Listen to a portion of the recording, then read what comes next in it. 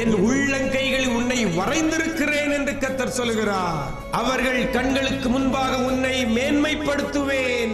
உன்னோடே போராடினவர்களை தேடியும் காணாதிருப்பாய்.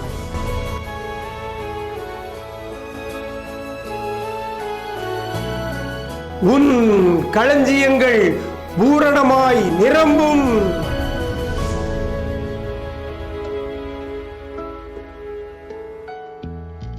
கிறிஸ்துவில் பிரியமானவர்களே, ஆண்டவராய் இயேசு கிறிஸ்துவின் ஈடு இணையற்ற நாமத்தில் உங்களுக்கு அன்பின் வாழ்த்துக்கள். நிஜம் தொலைக்காட்சியின் இந்த விசேஷித்த வார்த்தை நிகழ்ச்சி மூலமாக இந்த தமிழர் திருநாளில் உங்களை சந்திப்பதில் மிக்க மகிழ்ச்சி அடைகிறேன். நல்லா இருக்கிறீங்களா? ஆண்டவர் கிருபையில் எல்லாரும் நல்லா இருப்பீங்கன்னு சொல்லி கர்த்தருக்குள் நம்புகிறேன். இந்த நாளிலேயும் இந்த தமிழர் திருநாளில் கர்த்தர் நமக்கு தருகிற ஒரு வார்த்தை நீதிமொழிகள் 3ஆம் அதிகாரம் 10ஆம் வசனத்தில் இவ்வாறாக சொல்லப்படுகிறது.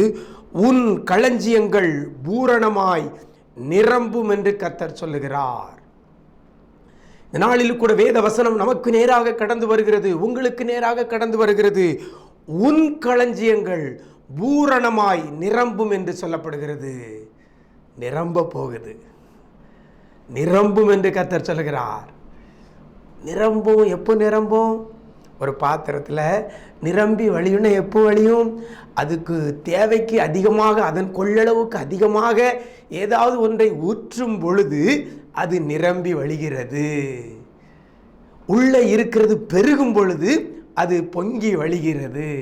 இந்த நாளில் கூட கர்த்தர் நிரம்பும் என்று சொல்லுகிறார். நிரம்பும் என்று சொல்லுகிற ஆண்டவர் அது எது நிரம்பும் என்று எப்படி நிரம்பும் என்று சொல்லப்படுகிறது? பூரணமாய் நிரம்பும். பூரணமாய் நிரம்பும். எது பூரணமாய் நிரம்புமா? களஞ்சியங்கள். யாருடைய களஞ்சியம்? உன் களஞ்சியம் என்று வேதவசனம் சொல்கிறது. உன் களஞ்சியங்கள் பூரணமாய் நிரம்பும். களஞ்சியம்னா சேர்த்து வைக்கக்கூடிய ஒரு இடம். அது எதை நம்ம சேர்த்து வைத்தாலும் அதற்கு பெயர் களஞ்சியம். பணத்தை சேர்த்து வைக்கிறதுக்கு ஒரு இடம் இருக்கிறதா? அது களஞ்சியம். தானியங்களை சேர்த்து வைப்பதற்கு ஒரு இடம் இருக்கிறதா? அதுவும் களஞ்சியம்தான்.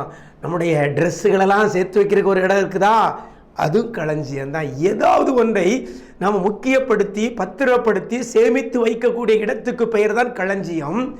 இன்றைக்கு ஆண்டவர் சொல்கிறார், உன் களஞ்சியங்கள் பூரணமாய் நிரம்பும் என்று சொல்லப்பட்டிருக்கிறது. எவ்வளோ ஒரு ஆசீர்வாதமான ஒரு வார்த்தை.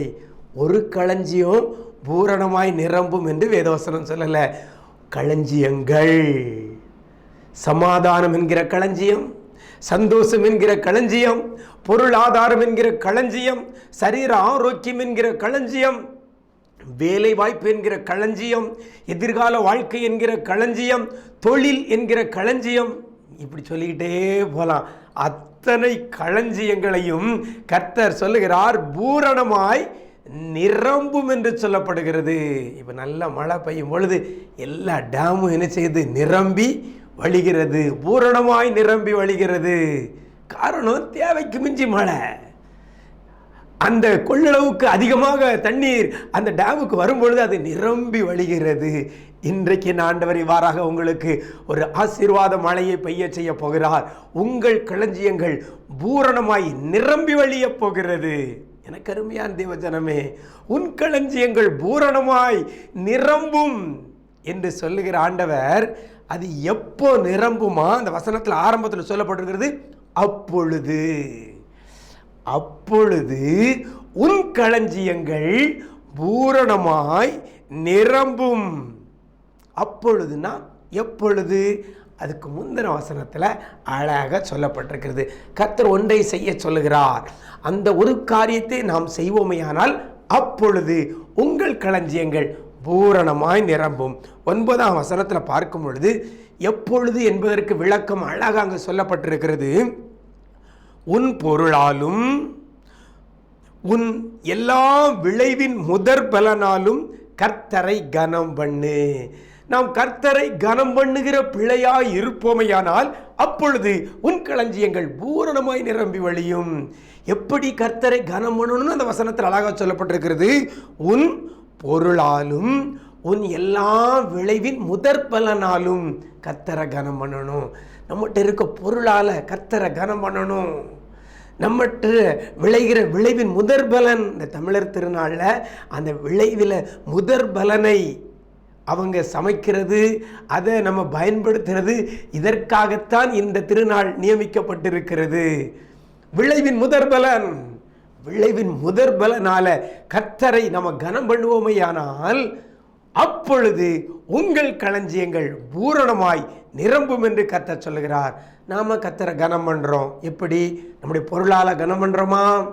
நம்முடைய எல்லா முதற் பலனாலும், நமக்கு வருகிற வருமானத்தில் முதல் பகுதி, நமக்கு வருகிற காரியங்களில் பொருளில் முதற் பலன், இதை கர்த்தருக்கு கொடுக்க வேண்டும். இந்த பொருளால், இந்த விளைவின் எல்லா முதற் பலனால் கர்த்தரை கனம் பண்ணினால் உங்கள் களஞ்சியமும் பூரணமாய் நிரம்பும். இன்னைக்கு எனக்கு என் குடும்பத்தில் சமாதானமே இல்லை, என் குடும்பத்தில் சந்தோஷமே இல்லை, என் குடும்பத்தில் ஆரோக்கியமே இல்லை, என் குடும்பத்தில் பிள்ளைகளுக்கு வேலை வாய்ப்பே இல்லை, எனக்கு நல்ல ஒரு எதிர்காலமே இல்லை, இப்படி குறைகளோடு கூட இருக்கிறீங்களா? உங்கள் களஞ்சியம் நிரம்பாமல் இருக்கிறதா? இப்போ ஒரு கேள்வியை கேட்டு பாருங்க. என் பொருளால் நான் கர்த்தரை கனம் பண்ணி இருக்கிறேனா? என் உழைப்பால் கர்த்தரை கனம் பண்ணி இருக்கிறேனா? எனக்கு வருகிற விளைவின் முதற் பலனாய் கர்த்தருக்கென்று நான் கொடுத்திருக்கிறேனா? என் சம்பளத்தில் முதல் பகுதியை கர்த்தருக்கென்று கொடுத்திருக்கிறேனா? கர்த்தரை அதனால் கனம் பண்ணி இருக்கிறேனா அப்படின்னு கேள்வி கேட்டு பாருங்க. அந்த கேள்விக்கு பதில் என்ன வருது? உண்மையில் எல்லா பொருளாலும், விளைவின் எல்லா முதற் பலனாலும் கர்த்தரை கனம் பண்ணுகிற பிள்ளைகளை அவங்களுடைய களஞ்சியம் பூர்ணமாய் நிரம்பி வழியும். எனக்கு தெரியும், ஒரு சில பேர்லாம் சம்பளம் வாங்கினாங்கன்னா அதை தங்களுடைய சொந்த உபயோகத்துக்கு முதல்ல பயன்படுத்தவே மாட்டார்கள். அதை எடுத்து தசமபாகத்தை எடுத்து தூர வச்சுட்டு அதுக்கப்புறம் தான் அந்த வருமானத்தில் இருந்து அவங்க வீட்டுக்கு தேவையான பொருளை வாங்குவாங்க. அவங்க களஞ்சியங்கள்லாம் பூரணமாய் நிரம்புகிறது. எனக்கு அருமையான தேவஜனமே, இன்னைக்கு ஒரு பொருத்தனை பண்ணுங்க. இந்த நல்ல நாளிலே உங்கள் களஞ்சியமும் பூரணமாய் நிரம்ப வேண்டுமானால் முதற் பலன் கர்த்தருக்கு. என் முதற் பலனால கர்த்தரை கனம் பண்ணுவேன். என் எல்லா பொருளாலும் கர்த்தரை கனம் பண்ணுவேன். எனக்கு வருகிற வருமானம், என்கிட்ட இருக்கிற பொருள், இவைகள் எல்லாம் நான் கர்த்தரை கனம் பண்ணுவேன் அப்படின்னு ஒரு பொருத்தனை பண்ணி பாருங்க. இன்னும் எண்ணி இந்த வருஷம் முடிகிறதுக்குள்ளாக கர்த்தர் உங்களுடைய களஞ்சியங்களை பூரணமாய் நிரம்ப பண்ணுவார். என் ஆண்டவர் சொல்லிட்டு செய்யாமல் இருக்கிற தேவன் அல்ல. அப்பொழுது உன் களஞ்சியங்கள் பூரணமாய் நிரம்பும் என்று சொல்லப்படுகிறது. எப்பொழுது என்று சொன்னால், உங்கள் பொருளால், உங்கள் விளைவின் முதற் பலனால் கர்த்தரை கனம் பண்ணினால். இதுவரைக்கும் கனம் பண்ணலைன்னா இன்னைக்கு ஒரு தீர்மானம் பண்ணுங்க. ஊழியத்திற்காக, ஆண்டவருடைய நாம மகிமைக்காக நான் என் காரியத்தை, என் பொருளை அதற்கு செலவிடுவேன். என் விளைவின் பலனை, என் வருமானங்களை கர்த்தருக்கென்று நான் செலவிடுவேன் என்று சொல்லி, அதனால் கர்த்தரை நான் கனம் பண்ணுவேன், கர்த்தரை பிரியப்படுத்துவேன் அப்படின்னு ஒரு பொருத்தனை பண்ணி அதை செயல்படுத்த ஆரம்பிங்க. இன்றையிலிருந்தே கர்த்தரை உங்களுடைய பொருளால், உங்களுடைய பணத்தால், உங்களுடைய உழைப்பால், உங்களுடைய திறமையால் கர்த்தரை கனம் பண்ணுங்க. உங்கள் களஞ்சியம் பூரணமாய் நிரம்பும். உங்கள் களஞ்சியம் மட்டுமல்ல, உங்கள் களஞ்சியங்கள் பூரணமாய் நிரம்பும். கர்த்தரை நம்ம கனம் பண்ணாம நம்ம களஞ்சியம் பூரணமாய் நிரம்பாது, பொங்கி வழியாது. நம்முடைய வாழ்க்கையில் சமாதானம், சந்தோஷம், ஆரோக்கியம். இன்னைக்கு கர்த்தரை கனம் பண்ணுங்க. உங்களுடைய எத்தனை பேர் பொருத்தனை பண்ணிட்டு வருமானத்தில் ஒரு 10ல் 1 கர்த்தருக்கு கொடுப்பேன் பொருத்தனை பண்ணிட்டு கொடுத்துருக்குறோமா? கர்த்தரை கனம் பண்ணி இருக்கிறோமா? கனம் பண்ணாதனால தான் இன்னைக்கு குறைவுகளோடு கூட இருக்கிறோம். ஆரோக்கியத்தில் குறைவு, சமாதானத்தில் குறைவு, நிம்மதியில் குறைவு, தேவையில்லாமல் வீண் செலவுகள், மருத்துவ செலவுகள். எனக்கு அருமையான தேவஜனமே, இன்னைக்கு ஒரு தீர்மானம் பண்ணுங்க. என் விளைவின் முதற் பலன், எனக்குரிய பொருட்கள் எல்லாவற்றாலும் நான் கர்த்தரை கனம் பண்ணுவேன் சொல்லி தீர்மானம் எடுத்து அதை செய்ய பழகுங்க. உங்கள் களஞ்சியங்கள் பூரணமாய் நிரம்பும்.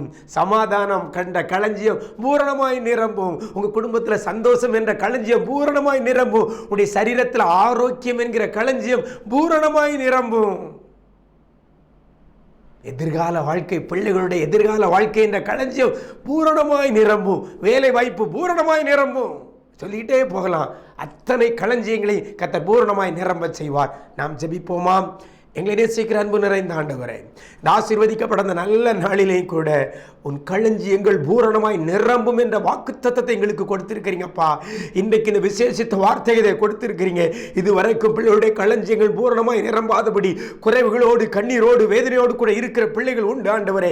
யாருடைய களஞ்சியங்கள்லாம் நிரம்பாமல் ஆண்டவரே அரை குறையோடு கூட வெறுமையா இருக்கிறதோ அப்படிப்பட்ட பிள்ளைகள் இன்றைக்கு நீர் கொடுத்த வார்த்தையின்படி அப்பொழுது நிரம்பும் என்ற வார்த்தையின்படி தன்னுடைய பொருளால் விளைவின் எல்லா முதற்பலனாலும் கர்த்தரை கனம் பண்ணுவேன் என்று சொல்லி எத்தனை பிள்ளைகள் இந்த வார்த்தைக்கு செவி கொடுத்து என்னோடு கூட இணைந்து ஜெபித்து நான் இனி கர்த்தருக்கென்று கொடுப்பேன், கர்த்தருக்கென்று கொடுப்பேன், என் பொருளால கர்த்தரை கனம் பண்ணுவேன், என் விளைவின் முதற்பலனால கர்த்தரை கனம் பண்ணுவேன் சொல்ற ஒவ்வொரு பிள்ளைகளையும் பார்த்து அப்படி செய்ய ஆரம்பிக்கிற பிள்ளைகளுடைய களஞ்சியங்களை நீர் பூரணமாய் நிரம்ப பண்ண போறதற்காக நன்றி செலுத்துகிறோம். நீர் அறகுறையா நிரம்ப பண்ணுகிறவர் அல்ல ஆண்டவரே, நீங்க பூரணமாய் நிரம்ப பண்ணுகிறவர். இப்பொழுது கூட கண்ணீரோடு உம்முடைய சமூகத்தில் என் களஞ்சியங்கள் குறைவோடு இருக்கிறதேன்னு சொல்லி, என் ஆரோக்கிய களஞ்சியம் குறைவாய் இருக்கிறதே, என் பொருளாதார களஞ்சியம் குறைவாய் இருக்கிறதேன்னு சொல்லி கண்ணீரோடு ஜெபிக்கிற பிள்ளைகளை உம்முடைய கரத்தில் கொடுக்கிறோம். அப்பா, பிள்ளைகளுடைய களஞ்சியங்களை பூரணமாய் நீர் நிரம்பி வழிய பொங்கி வழிய நீர் செய்ய போறதற்காக நன்றி செலுத்துகிறோம். நன்மையினாலும் கிருபையினாலும் முடிசூட்டுங்க. இன்றையிலிருந்து பிள்ளைகளுடைய களஞ்சியங்கள் பூரணமாய் நிரம்ப போறதற்காக நன்றி செலுத்துகிறோம். நன்மையினாலும் கிருபையினாலும் முடிசூட்டுங்க. இயேசுவின் மூலம் ஜெபிக்கிறோம் நல்ல பிதாவே, ஆமேன், ஆமேன். பிரியமானவர்களே, உங்கள் களஞ்சியமும் பூரணமாய் நிரம்பி வழிய போகிறது.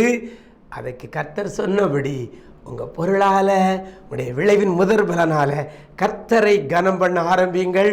உங்கள் களஞ்சியம் இன்றையிலிருந்து பூரணமாய் நிரம்பி வழியும். கர்த்தர் தாமே உங்களை ஆசீர்வதிப்பாராக.